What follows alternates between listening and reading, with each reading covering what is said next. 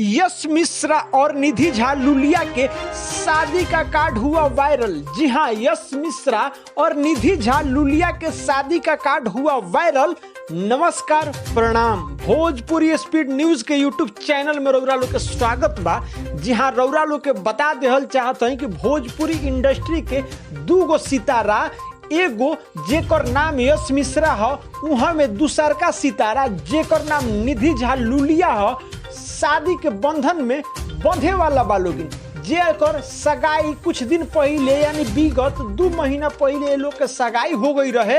अब ये लोग के शादी के कार्ड वायरल हो रहा है, यानी कि डेट फिक्स हो गई बा शादी के। जी हाँ, तो शादी के डेट हम लोग के बतावे जा रहल बानी, लेकिन खबर विस्तार से बतावे से पहले रउरा से एगो छोटा सा आग्रह करतनी कि रउरा लोग अगर अभी तक हमारा ये यूट्यूब चैनल यानी भोजपुरी स्पीड न्यूज के यूट्यूब चैनल के सब्सक्राइब नहीं कैले तो देर ना करी, फटाफट सब्सक्राइब कर दी, बगल में बेल आइकन यानी घंटी के निशान भी दबा दी और साथे साथे लाइक के भी बटन दबा दी।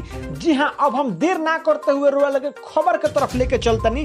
रउरा लोग के बता देहल चाहत हई कि यश मिश्रा और निधि झा लुलिया के सगाई 2 महीना पहले मुंबई में हो चुकल रहे। अब ये लोग के शादी के डेट फिक्स हो गई बा। जी हाँ, यश मिश्रा के हालांकि दूसरका शादी हवे निधि झा लुलिया के साथे, जबकि निधि झा लुलिया के पहला शादी यश मिश्रा जी के साथे हवे, यानी यश मिश्रा जी के पहली पत्नी अंजना सिंह रहली।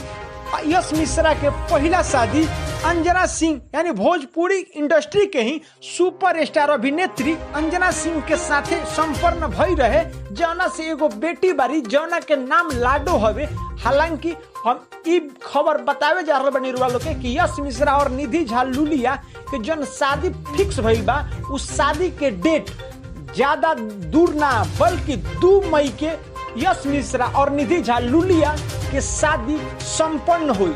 जी हाँ, यश मिश्रा और निधि झा लुलिया के शादी 2 मई के फिक्स हो चुकल बा। जान ली रउरा लोगिन, 2 मई के यश मिश्रा और निधि झा लुलिया के शादी संपन्न हुई। जी हाँ, भोजपुरिया जहानी सूत्रों के हवाले से मालूम चलल बा।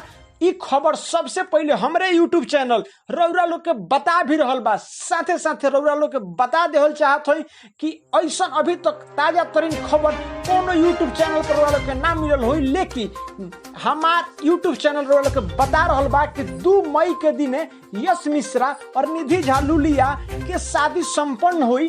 तो रउरा लोग से हम एगो छोटा सा अंत में आग्रह करतनी कि रउरा लोगिन हमारा ये यूट्यूब चैनल यानी भोजपुरी स्पीड न्यूज के यूट्यूब चैनल से ज्यादा संख्या में जुड़ी, लाइक करी, कमेंट करी, शेयर करी, सब्सक्राइब करी, ताकि रउरा लोग के बीच हम ऐसा ही ताजा तरीन खबर लेके आवल करें।